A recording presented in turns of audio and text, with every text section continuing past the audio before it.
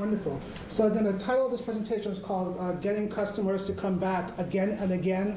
And really the key part is the second again. So not just getting the second purchase, but getting the third, fourth, fifth purchase, and really about creating lifetime customers and driving long-term value both for and with them.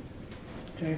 So you may have all heard the statistic that it costs about 7 times more to acquire a new customer than to retain a repeat customer. And the corollary to that is it's 7 times less expensive to keep a repeat customer than to acquire a new customer. So a lot of the content previous has focused on building your brand, acquiring customers, and your website setup. So I feel like this is a good kind of conclusion to the day, where now you kind of know how to acquire. So I'm going to focus on, once you have acquired a customer, once you have driven that lead, how to now kind of keep them in the system and keep them coming back. Okay. So I don't have any fancy person to come and give me a fancy intro, so I will intro myself. My name is Cabral Thomas. I am the country manager for Vistaprint, which involves a lot of things, but chiefly overseeing our marketing mix across Canada and how we speak to customers and our overall value proposition. Okay? We're doing a good job of acquiring new customers, but again, that's was very costly for us, and it wasn't a scalable solution for like long-term growth. We just couldn't keep buying, new customers. We had to do a better job of keeping the customers who were making that first order with us. So we kind of came to the proverbial crossroads, and we can, either keep doing what we were doing, just spending a lot of money, acquiring, and being almost completely reliant on new customers to grow the business, or we can take a hard look at our model and begin to look at how can we do a better job of keeping customers and being relevant to them. So one of the outcomes was that we really had to kind of move from being product-centric to customer-centric. And this is something that Mark touched on in his earlier keynote, is that customers don't really care about your service or product as hard as that is to hear. It's all about what's in it for them, and what are they going to get out of your service or product, and how to kind of make the experience a better experience for them. Okay. So has anyone heard of kind of the 4C model of marketing? So this is actually an evolution of what was the 4 Ps, and I can send out the links after the presentation, but basically, at one point, there was the 4 Ps of marketing, and again, it was a very kind of like business-centric approach, focusing on product and price, and a couple others. So that kind of evolved into kind of the 4 Cs of marketing, where it's basically kind of taking those same 4 principles, but turning it on its head and looking at it more from a customer lens. So, for example, from the business lens, it's what is my price, but from the customer lens, it's what is my cost. Not just the cost of the good or service, but the cost to use the good or service. So it could include shipping. It could be other things I need to buy to get the most out of your product or service. Clients. So again, I think both Laura and Mark just touched on this. So it's not about you; it's about the client. So what are their wants or needs, and creating the perfect product to solve that need. Okay. There's a couple others. Convenience, so that can be, is it easier for them to buy? And then communication, which is kind of any interaction between yourself and your clients. So when we were beginning to move to a more customer-centric model, we didn't intentionally follow the 4 Cs, but kind of looking back, a lot of our work kind of fell into both clients and communication. So how we talk to customers, as well as doing a better job of talking to clients, figuring out what do they really need to be successful. So again, I'm going to say his name a million times, but to Mark's point, what do your clients really want? What is your product doing for them?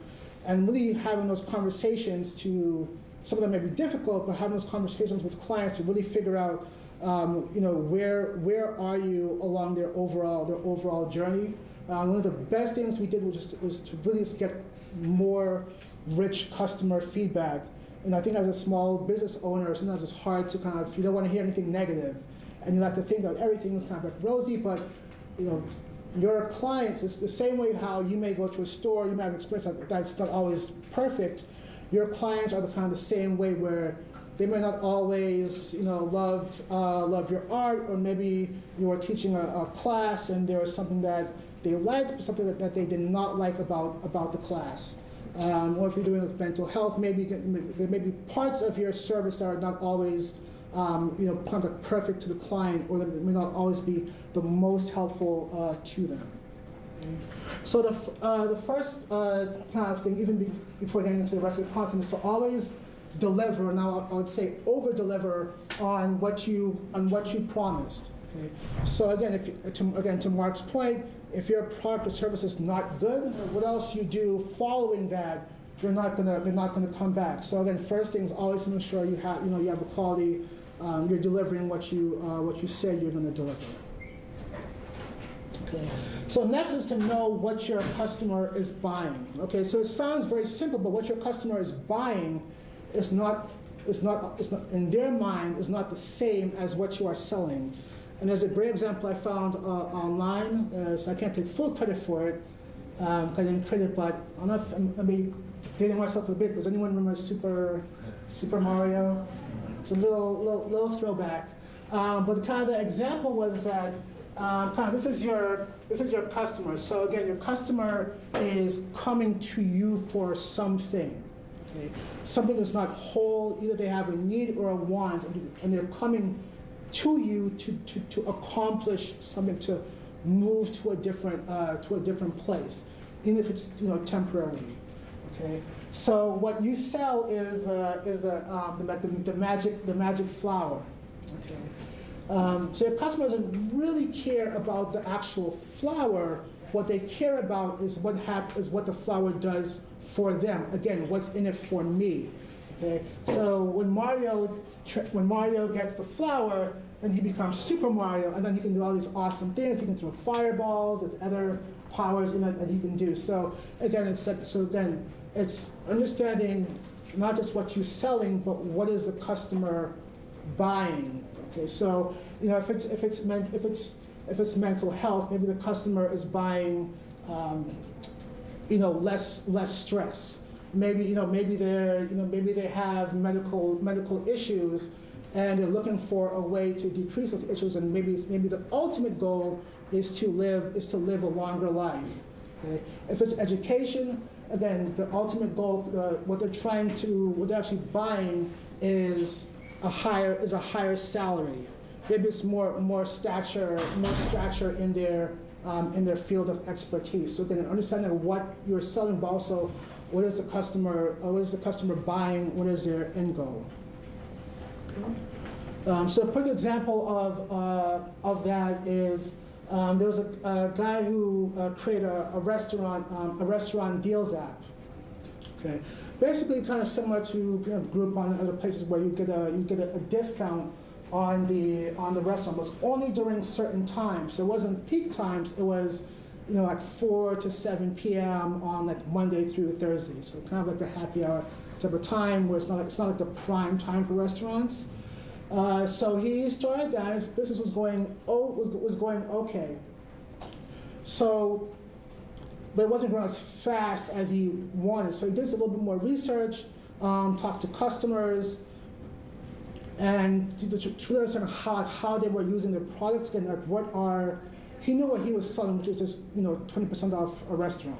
But what is the customer buying? So doing the research, he found out a lot of his customers were actually people on dates. And I kind of left at the Tinder example, because a lot of them were a lot of his customers were Tinder users, or people who use dating apps, who are using his service to save money taking on the date. Because if you're dating, it may be frequent, it may be several times a week if you're that prolific or that popular. So a lot of millennials, so not a big budget, and they also didn't want to really commit. So his core the best repeat people were those who when were younger.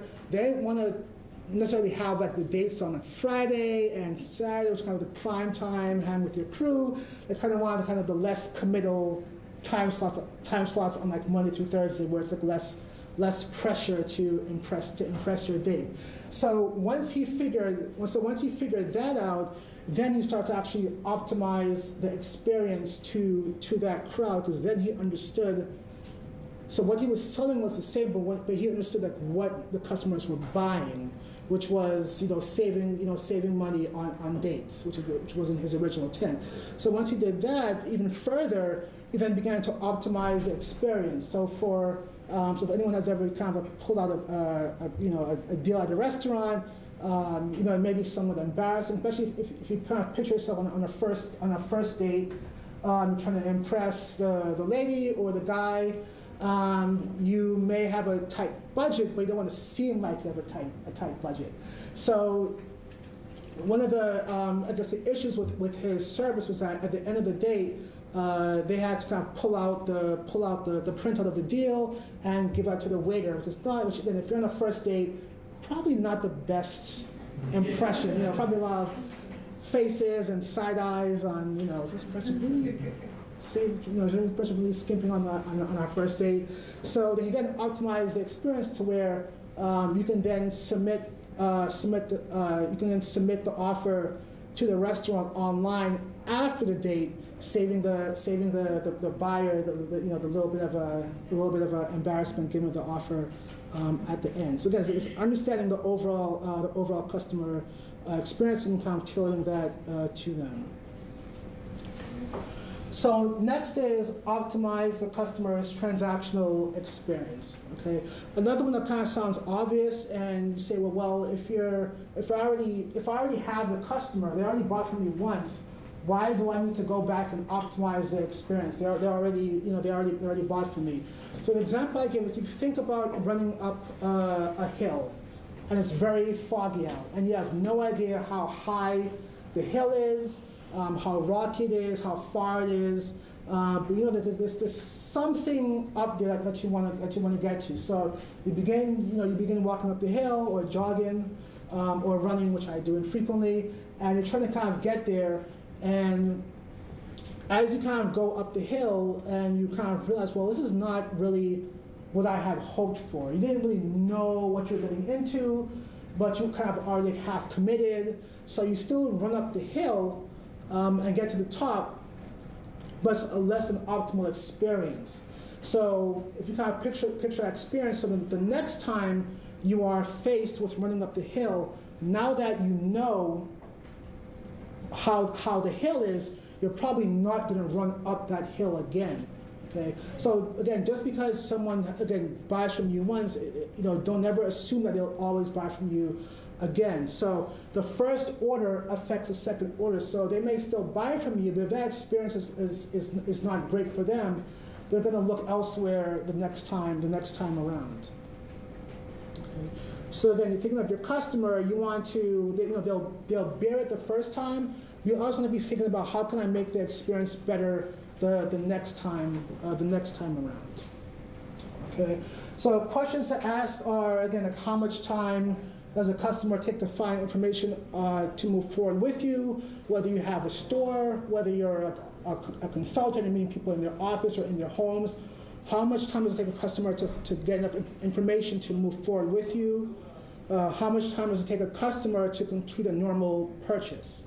Okay, so again, if it's taken a long time, it's kind of, again, to Mark's point again, where, if it's online, it can be Google Analytics, it could be another site platform. If it's in store, measure it. Have an employee actually measure how much time does it take for someone to kind of come in and actually leave the door with a purchase. So how can you kind of optimize that experience? Are they confused? How many people have ever gone into a store and you couldn't find what you wanted and you left? So again, like that. So again, a lot of us have gone through that. So again, it's optimizing the buying experience. And then again, the last thing, are my pricing and shipping policies transparent? So if you are a retailer, particularly an online retailer, we also want to make sure that information is very clear to the customer. Because again, it may not prevent them from buying the first time, but the second time, if there was an issue, maybe there was a defective product, they want to return it. If they can't find out how to move forward, they're going to stop, and then they're going to look elsewhere. Again, putting the freelancer hat on, where the budget's a little bit smaller. One of the kind of the free tools that I like is Google Optimizer, and there are other free tools that can do this as well. You can even do it manually. But even like testing like different landing pages. Okay. Again, to the earlier point, people take about 2 seconds to decide if they want to stay on your site or leave. And for in-store, it may be a little bit longer, but the same. If you go in store and things are all over the place and you can't find anything, you're probably just going to walk out. So testing different landing pages. If it's a storefront, maybe testing different layouts, just to make sure people can kind of get what they need and kind of get out quickly. Another one that I like to use as well is kind of even like video recording. So this is kind of pertains more to online. But how do people actually navigate your site? So one of the tools that's built into Windows PCs is called the Steps Recorder app. It doesn't actually record your screen by video. But if you have customers, you can one day have a few customers in and say, hey, can you do this? Can you accomplish this task? For example, can you find my shipping policy? Can you check out? Do a sample checkout so I can see how you're actually navigating the site and what you're doing with it. There are expensive like video recording software that you can use.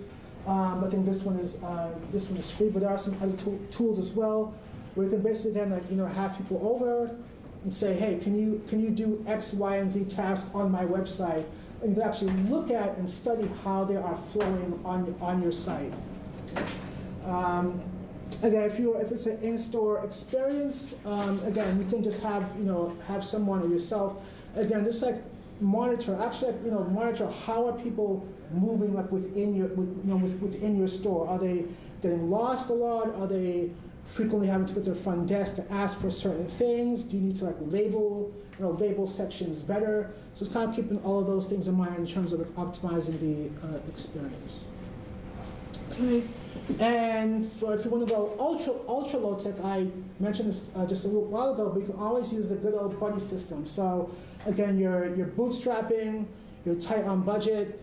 You can just invite a friend over, offer them pizza or a beer, and say, hey, can you help me optimize my site? So for example, check out 2 things and take one out the cart. Do a sample transaction where you have to, go back and edit or adjust the quantity, or do like routine things like that on your site, but just making sure that that the site is kind of optimized, and just figuring out like different pain points. At Vistaprint, we have a kind of a term called like silent sufferers.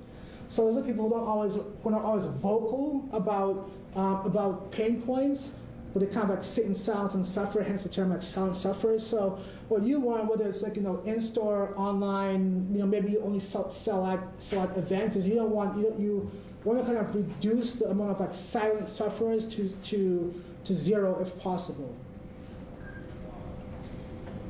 Okay, and then following that, again to some of the earlier points of the keynote is really just talking to customers. So there's online tools you can do, but some of the best feedback you will ever get is just face-to-face talking with customers. It could be like evals, retrospectives. We just completed this project.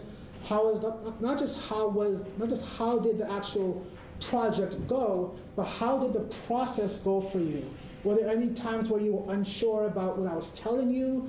Were there any, did you have any doubts or reservations during the process? Was there any points where I could have been clearer in terms of what I was selling to you, or what I was selling?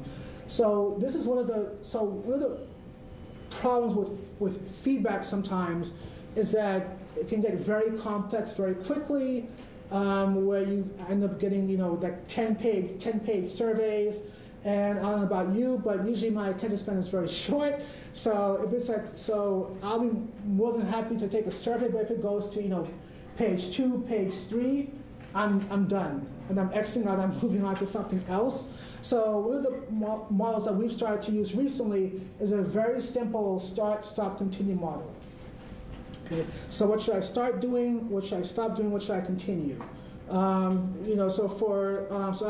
as we were kind of going through our kind of own evolution at Vistaprint, one of the starts we have been offering more options. So I like your business card, but I want more. I want a better variety to really stand out. Everything you have is kind of the same, and I want to be able to stand out more.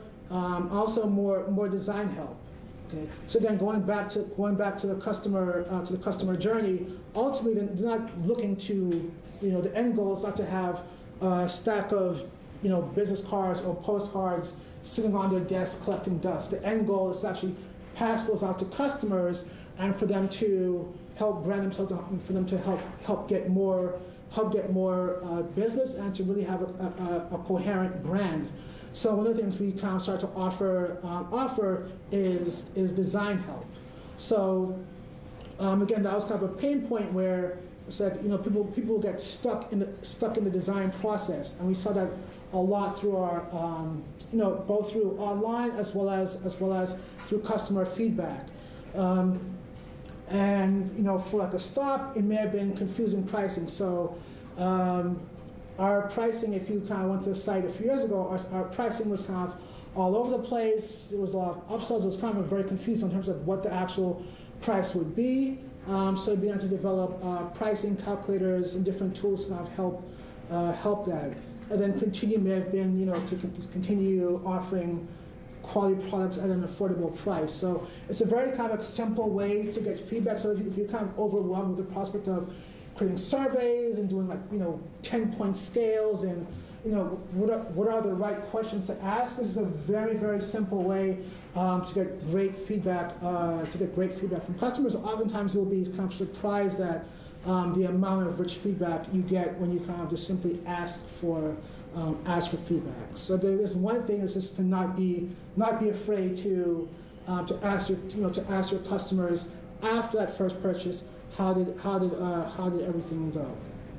Excuse me. Yes. Do you mind just reading the fine print? Sure. So for start, it's what should we or I start doing. So these are things that are, examples are things that are not being done but should be done. So for example, in our example, it was offering design help. Things to begin doing to get better results. Things worth trying or experimenting for better results. For stop, it's things that are not working or helping. So an example I gave was this pricing, a lack of transparency on the pricing of certain products, things that impede or are not practical, not delivering desired results, or where others dislike. And then continue is again things that are working well. We want to keep. They actually like this again. They did buy from me, so there had to be something that worked well the first time. So things that they would like to see that are worthwhile to continue, or that they like when needed. Good.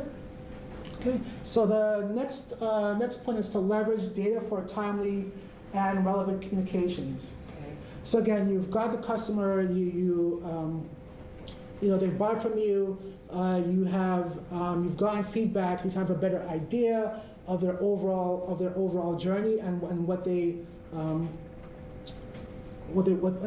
not just what you're selling, but what they're buying. So kind of the next step is to kind of now that you have some level of data on that client, is to begin to kind of leverage that data both from the client as well as past clients, to keep in contact with them. So this is kind of one of the ideas, one of the areas where we kind of really reevaluate how we communicate with our customers.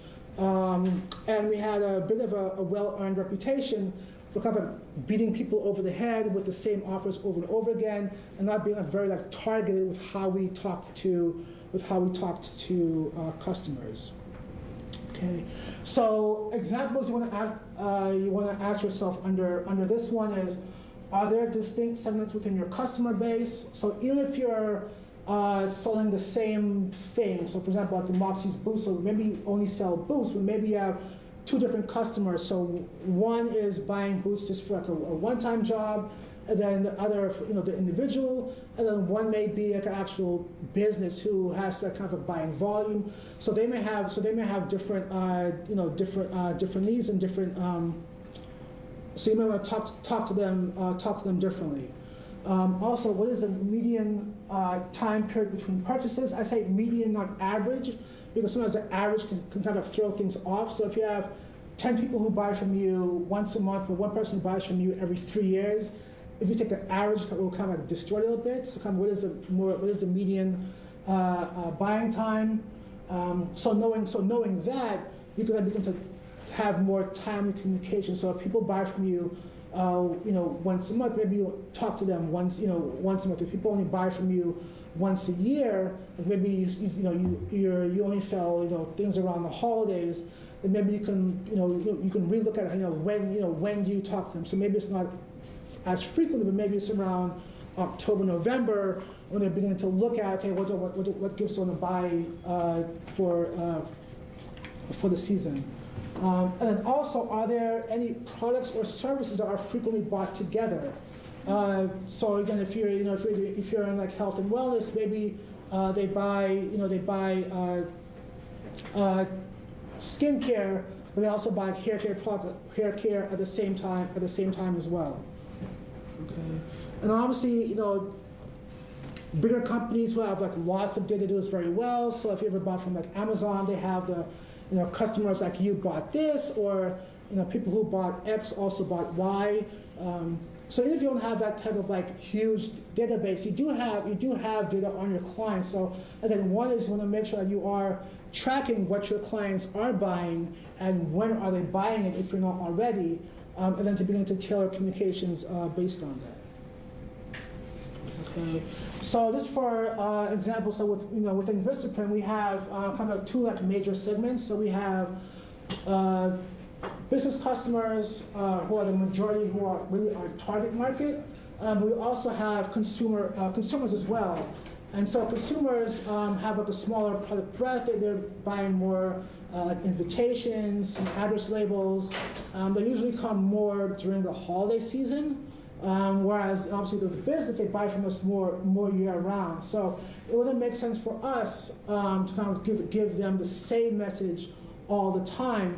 Eventually that would turn the consumer off seeing all the business products, and then also turn the business person off from seeing all the consumer products. So by being able to kind of segment your audiences, we're able to kind of give them more timely, more relevant communication.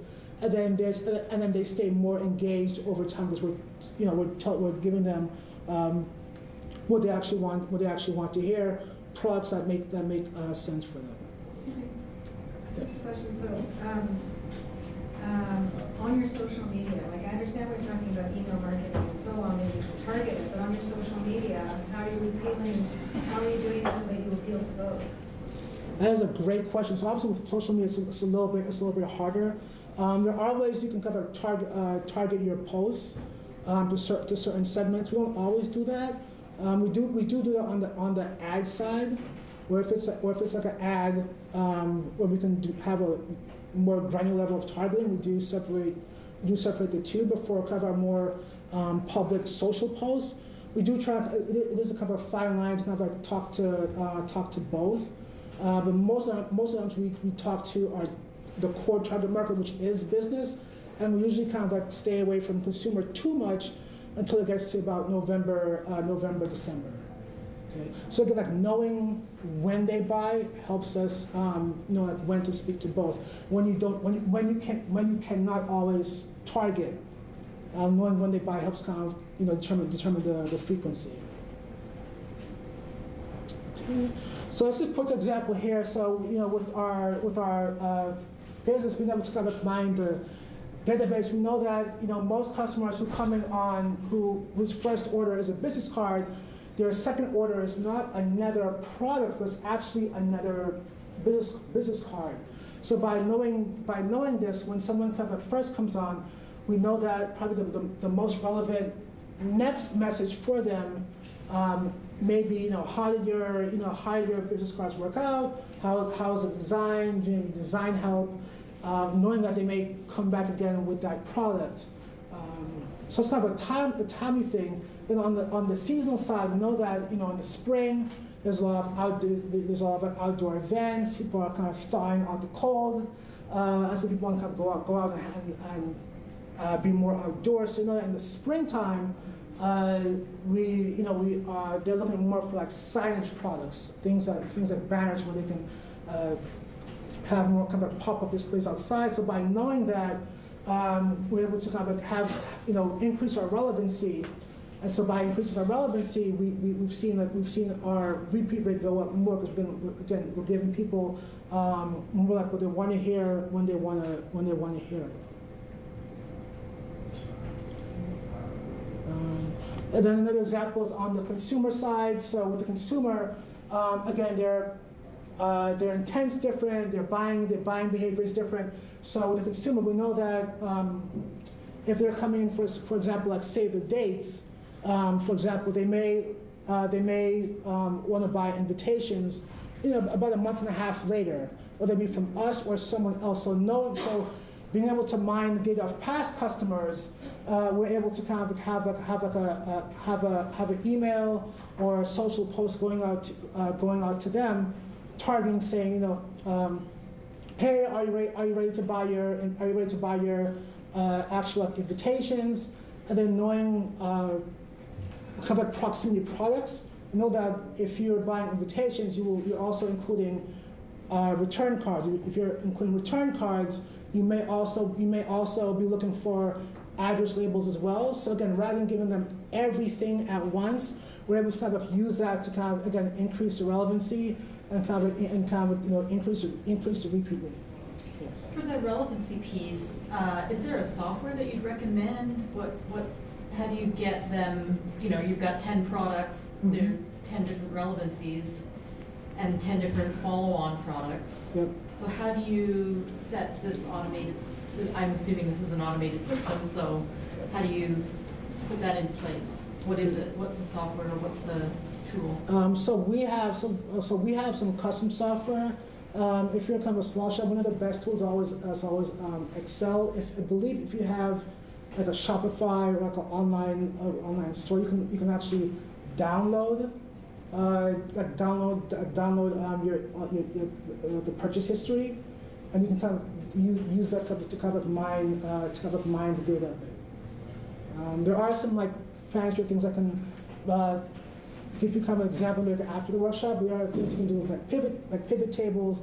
Getting a little advanced into Excel, but with pivot tables where you can kind of mine like average time from like first to second purchase, and what are people kind of buying like in like almost like clusters. Less of that and more of the email. Does MailChimp do that? Can you say, okay, for this list, which Yes. are people that bought product A, Yep. After 30 days, send out this email? I'm not sure if MailChimp can do that, but there are tools. Yes. She's saying yes, there are tools that can do that. MailChimp can, and sorry, I'm just going to totally Oh, go ahead. interrupt. No, And they just absolutely. introduced a couple of months ago, marketing automation is now free Oh. so it used to be a paid tool in MailChimp, it's now Okay. free. You can also use Infusionsoft for ClickFunnels, Okay, but Infusionsoft's better. thank you. Thank you.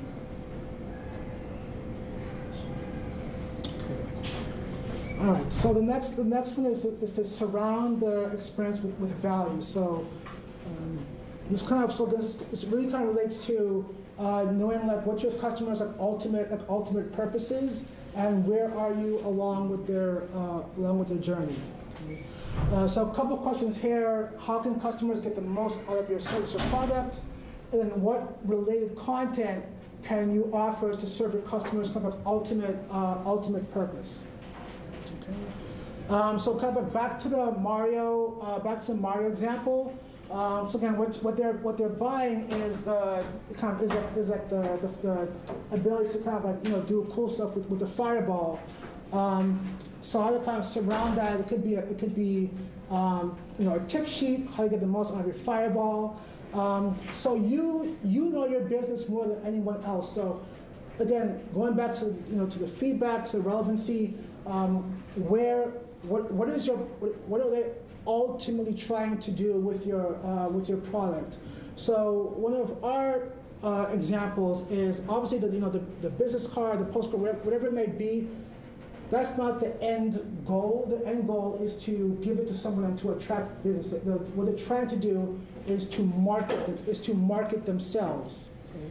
So over the past couple years, we've invested a lot in terms of like content that kind of like supports and surrounds the overall experience. So someone coming to the Vistaprint site can get tips, not just on how to better use the product, but how to market themselves better. So a lot of the content you heard earlier today, we're putting that type of content onto our site so that they don't have so that as they're in that frame of mind, we can help them be a better business owner. So that's kind of their ultimate goal. That's our ultimate goal, is to become a better business owner. So how can we help? So how can we surround again the purchase with additional value?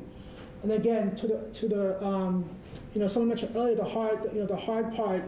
One of the hardest things in terms of repeating it is a kind of the big box stores, the competition. So this is one of the ways to stand out, is that kind of like personalized added value, where you are adding more value. At the end of the day, you're adding more value to their life than the big box stores, where it's just purely transactional. You're able to kind of add more things to it.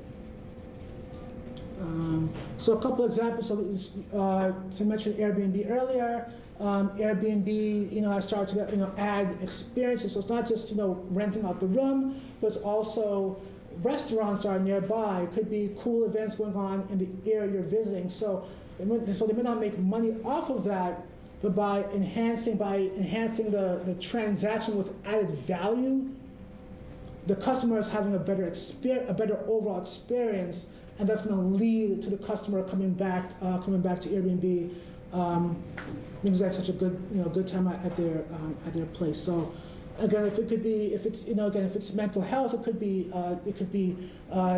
take home tip sheets. It could be webinars, and that's not for everyone, but it could be how can you take your service or product and add more to it. If it's wall art, it could be tips on how to frame it, how where to put it in your house, how to level it. It could even be how to decorate an entire room, and the wall art can just be like a small piece of that. But then it's all about surrounding the experience with additional value. So someone's buying art. They're trying to enhance their living room or dining room and have a place where people can walk in, and maybe they're trying to show off to their friends and have the cool pad. So whatever it may be, it's adding value to that transaction. So I mentioned tip sheets. Some other popular methods can be a workshop. So even if you're not, one of the common misconceptions is, well, I'm not a speaker. I'm a mechanic. Who wants to hear a workshop from a mechanic? Well, everyone has to, who's driving has to service their cars at some point. And if you're like myself, I know very little about cars. So, adding value such as how to keep your car running, how to prep your car for the winter. It could be something you do even for like 10 minutes, once a month outside the garage. And that's something where, again, you are the product expert, and you're showing by adding value, you're helping the client, and you are showing your expertise. So you are reinforcing I am your go-to mechanic. I am your go-to, person for health and wellness. I'm your go-to person for, for any floral needs, and you're kind of keeping them back, keep them coming back into the flow. It can also be video, which is a little more scalable. And you can even combine them. So again, freelancer, you're a small business owner, you don't have much time. You can, you can have you can do a workshop. You can record it. That content can live on. You can then turn the video into tip sheets. Again, back to the email. So then you can package that into email as well. So if they're they're buying a floral arrangement, maybe a month later, maybe a week later, you give them a tip sheet on how to take care of your flowers. Maybe a month later, it's getting into like spring season, how to decorate your house for spring. If they're buying things to actually plant, it could be perennials versus this type of plant. What works better? What works better like in the market? If you have if you're in a sunny side, not a sunny side. So there's different issues. Bless you. Different issues your customers may have, and how to add value with it could be tip sheets, worksheets, do it yourself marketing. And in terms of extending the relationship, you can kind of use those different things, through an email, through an email system, through social, and you can get continued value out of those one-time efforts. Okay. And then the last one is just to follow your customers. Okay? So not like literally stop them as they're like walking on the street, but to kind of follow them. More so, I want to really understand like what they are doing. So again, like what qualitative data are they providing that can help you sell, and are there key moments to make contact? Okay. So one example that we like to use is Twitterless. Okay. So if you have a type of business where people are talking about you on social media, particularly Twitter, you can actually create so something like they mention your business name or they mention your personal name. You can actually do a search on that, and you can actually add those people to a custom list and keep it private. And so that way, you may not always get a lot of information from that, but let's say you're a florist, someone mentions, hey, I just stopped by Jan's Flowers, look at my cool arrangement. You can then follow up with them and say, hey, your arrangement looks great. I'm glad you were satisfied. If you need any more, any help in the future, come back. So kind of see like how your customers are actually using your product, and what are their daily challenges? How can you add value? So it may not be something like, so maybe it's a referral. So maybe they went to you for something. Again, the mechanic. Maybe they went to you for tires, and maybe now they are looking for for like seat covers. So you can say, hey, I noticed you're looking for seat covers. And that sounds a little bit big brother-ish, maybe a little bit creepy, but if they are publishing it for everyone to see, they are kind of broadcasting out there, and that's an opportunity to kind of say, hey, I can help you with this. Even if it's not something you sell, or even if it's something you sell, you can still figure out ways to kind of help them with that. And again, that separates you from from the big stores, and it shows that you have your customers' best interests in mind. The next is Google Alerts. So it's another great one where you can use this either for, you can use it for clients. You can also use this for yourself as well. So for example, taking the first keynote, so Saul is not a customer visitor, but let's say he were, I can set up an alert that anytime he's mentioned in the news, I will get an automatic email saying, hey, Saul was mentioned in that publication. So then what I can then do is I can then say, hey, Saul, I saw you mentioned on the Muse. Awesome article, great insights. Okay, so not transactional. I'm not trying to sell him something right now, but I'm saying, hey, I'm looking out for you, and I'm building and strengthening a relationship with that customer. Okay, so this example of customers, it's great for yourself. It's also great for competitions. It's a good way to kind of spy on what your competitors are up to, if they're being mentioned on blogs or on the news. And again, if you don't have a lot of time, these are great kind of like scalable ways to build relationships. Okay. Next is LinkedIn. So hopefully, as I think Mark mentioned earlier, hopefully everyone is on LinkedIn. So does anyone pay attention to the LinkedIn notifications? I must kind of gloss over them. You may get like a few. You may kind of see like number 3 or 4. But most times you kind of gloss over them. This is a great way to really build a relationship with your customers. Okay, so you see things like work anniversaries. They start a new position. If they have a birthday, these are all things that again, like manually would probably take a lot of time to kind of gather. All that info is right there waiting for you to take advantage of and leverage. So definitely do so. So next time you get home and you look at LinkedIn, actually look at the notification and see what is there that you can actually act upon. Again, it can be a quick note. Hey, congrats on the work anniversary. Again, if you're a florist, maybe you even send them, a flower to their desk. A great low-cost way to kind of just keep top of mind with your customers. Okay, and if you're wondering, well, that all sounds good. Google, Twitter, LinkedIn, this and that. I don't have the time to actually go through all of this. So one is with a lot of these tools, you can get any alerts emailed to you. But a tool that I love is called NetVibes. So with NetVibes, it's basically like a mega dashboard where you can actually pull in different what they call applets from different social media services. So you can pull in your Twitter list, LinkedIn data, Facebook data into one place. So this is an example here of there's a couple of dashboards I have. So one is on Vistaprint Canada. So then if you have a small business and you may not think no one is actually talking about me on social media, you still want to just make sure no one is, because the worst thing is if you only have a few mentions and they're all negative.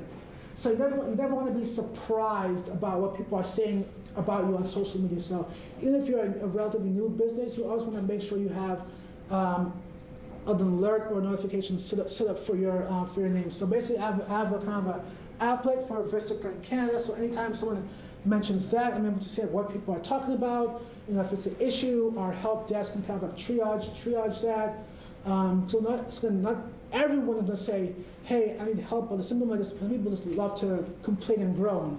So by monitoring that, we can monitor any issues. And then also in terms of topical, we also monitor any Canada small business news. So obviously there's a lot of tax issues in the news lately. So anything going on in the community, we want to know about. So again, if you're mental health, maybe it's Mental Health Canada, where anything that comes up in that space, you are aware of what's going on, and then you can actually turn that into content. So if you are an accountant and you know that taxes are heavily in the news, you can create articles, create content for your customers about how may impact you in the future. 7 things to be aware of with a potential new tax plan, or if it's not new tax plan.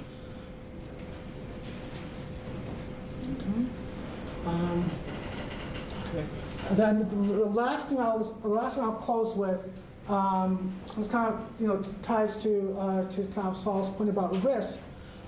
Is that the comfort zone is a beautiful place, but nothing ever grows there.